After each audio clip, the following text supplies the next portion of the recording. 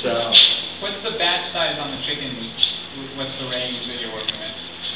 Batch size? In terms of from an individual producer? People bring in, like yesterday, a woman brought in 11, and someone brought in 220. So it was 11, no, there's 320, 220, 50, 90, 80, 200. A lot of people seem to do extremely well with chickens. And, but they're used to come once, they came once like last year, now they're coming 3 or 4 times. So there's a pretty good flow. And then what a lot of the real producers are doing, they're mixing the USDA with the stuff they're doing at home.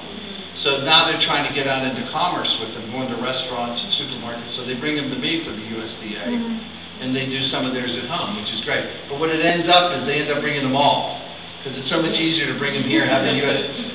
And what I tell them, I told you about the rules. What's the rules? Everybody has a different rule. So my advice to anybody is, call your insurance company. They're the rules. Are they going to cover you? Because I've been in that situation. Well, I'm covered for this. No, you're not. And then if you're sued, you're on your own. Now you got to pay that lawyer. You got to pay this. So it's a big to do. So that's my rule of thumb. If your insurance company agrees with what you're doing, you're safe. And regardless, still investigate. And regardless if you bring in 10 or 500, it's $5 a chicken. Well, less than 50, it's $6. Okay.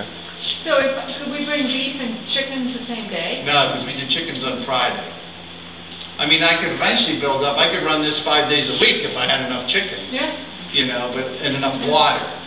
So. Enough water? It takes a lot of water to do chickens. You probably go through 3,000 gallons of water in a day.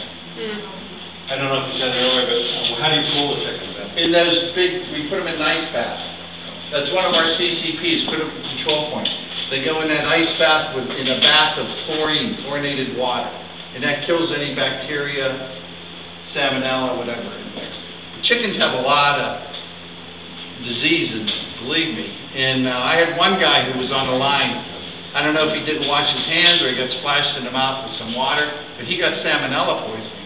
And he was sick for like 3 or 4 days. He couldn't figure out what was wrong with him. Finally went to the doctor. That guy said, but the doctor said, well, where do you work and what were you doing? He said, oh, you got salmonella poisoning. You could have had a bad pizza too. But, I'm sure he had salmonella poisoning because he was really sick for like 3 or 4 days. Can you bring your chickens and wait, or do you prefer people to come back? Usually they bring them and then they come back they do them Friday, they pick them up Saturday morning. It's pretty hard to wait because we have to kill them, then later in the day we start to bag them, and it could be a late day. And if you're bringing them at 7 and you got to wait till 7, there's not much to do down here in this little town. So you have well water, or? I've got 2 wells, and I've got 2 septic systems. And so would that be a bottleneck for you at some point if you were? Do you ever reach your water capacity, or? Yes. So what I do is I bring water, and I have a box truck, and I've got like a couple of those sap tanks, and I keep water in there just in case. Because, like last year was a little bit of a drought. This year I really haven't had a problem. But, you can't run out of water in the middle of a process. Right. But I could probably use another well.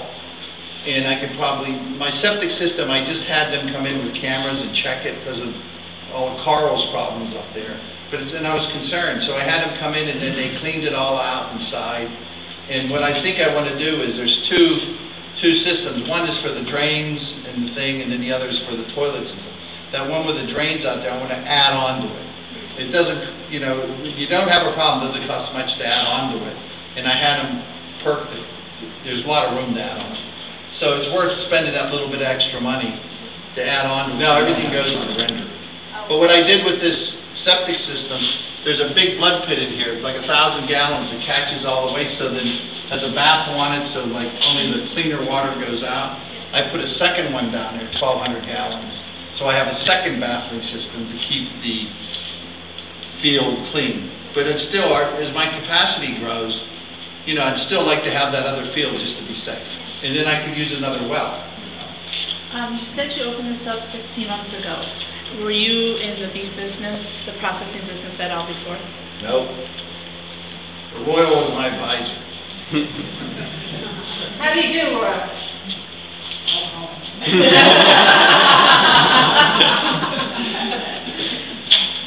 She went to trade plants. She told me to give me $50 to his. So it's a hard business, and believe me, you know, Royal, myself, Carl, we're not competitors. I mean, there's enough work to go around. You know, I had some calls last week, you know, Carl couldn't do the work, and they told him to call here. It's true, there's more than enough work to go around. The trick I'm finding is to make money with the work you're doing. Yeah. So, you know what I mean? So, We're from the northern part of New York, and if we want to send beef, we got to be at least 6 months lead time. yeah. 6 months. Well, we have it set up, we're sending every month, but if you wanted to get into the fall, it's almost 3 years. Yeah, if you want to schedule it for fall. Well, they said in that meeting this morning, they're looking at producers or processors in New York, and they're pretty well booked up. Some guy just opened a new plant. Yeah. It's outrageous. I mean. Well, there's more beef in New York. I mean, there's a lot of beef, and all those dairy farms, a lot of them transitioned to beef. Oh, within 10 miles of me, there's probably 5 2,000 cow dairy farms. Yeah. So all that's going to go You know, and plus a lot of beef. I mean, we don't live in concrete just because we're called New York, you know. And they all forget that Manhattan isn't sort of a part of the rest of New York. A lot closer here than I am in Manhattan. More ways than one. So, but you see, this plant has the ability to grow, but it needs more infrastructure. It needs it needs another septic. It needs that pasteurization unit going. And then I've got on this side of the plant, I probably got another 2,000 square feet up there not using cooler space that I could just crank it up and add more cutters. So it's easy to expand again. But given your present situation with water and septic, how close are you to capacity for chickens right now? Oh, I could do more chickens and just bring more water in.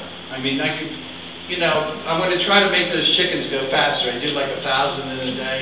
I probably should do 1,500 a day, but it's all getting everybody faster. I mean, yesterday we blew through those chickens like normally we're finished at 6 o'clock, say, or whatever, with the packaging and everything. We were finished at 3. So these guys are getting much faster, much better. As long as no one slows them down, like the inspector doesn't say there's a fly, go catch it. So, you know, I mean, we can move along pretty good. So, but it's training, it's all getting them better and better and faster. I'm sure a little bit of an incentive program wouldn't hurt them either. But their incentive on Fridays is they all want to go home. So that's why Friday's chicken day. So they all want to get it done and go home. Then everybody usually comes between 7 and 9, they pick up their chicken. So if they're going to a market, they can still have their chicken.